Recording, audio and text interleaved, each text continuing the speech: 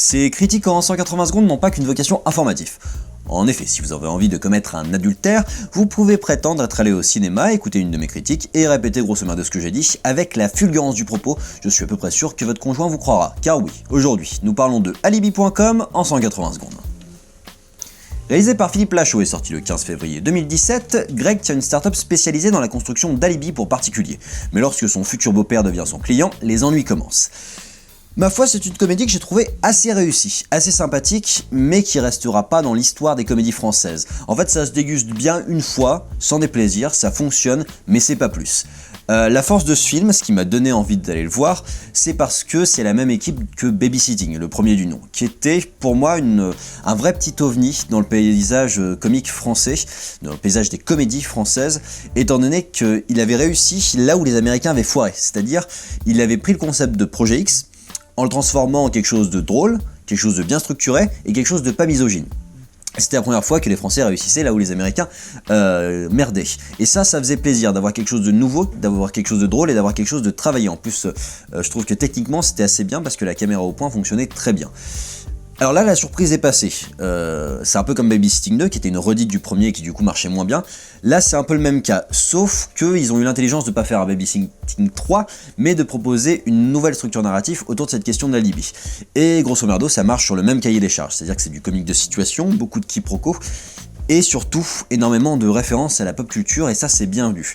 C'est quelque chose que moi je kiffe en fait. Le film s'inscrit dans son époque, tant il est référencé vers cette génération des années 90 à laquelle j'appartiens.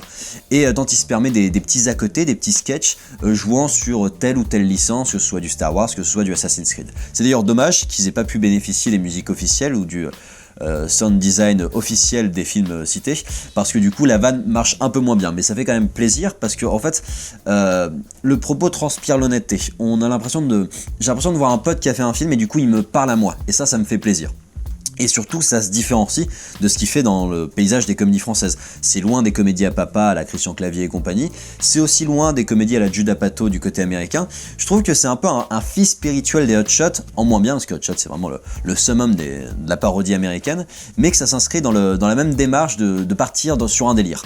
Et en partant sur ce délire, ils oublient pas pour autant la structure narrative. Contrairement à Rock'n'Roll dont je vous parlais dans une autre critique, là c'est structuré. Je trouve qu'on a un joli fond qui passe très bien par l'intermédiaire de Didier Bourdon et Nathalie Baye, qui forment un beau couple et qui s'amusent, et ça fait plaisir de les voir s'amuser parce qu'ils sont très doués, et que globalement les histoires d'amour et d'amitié fonctionnent bien. Je trouve que le duo Philippe Lachaud et Elodie Fontan fonctionne très bien. En fait, l'histoire est mignonne à côté de ça, donc elle se suit, même si on rigole pas, je trouve qu'on suit avec plaisir les pérégrinations de cette boîte, et ça fait vraiment plaisir. Alors le jeu est pas toujours parfait, je trouve qu'il y a certaines faussetés, la musique est un petit peu trop appuyée, des fois ça marche parce que du coup ça joue sur la rupture.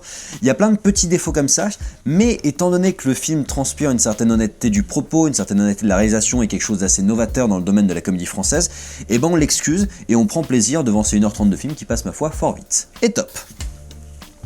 Voilà, j'espère que ce film vous a autant plu qu'à moi, qui sait, peut-être même un petit peu plus.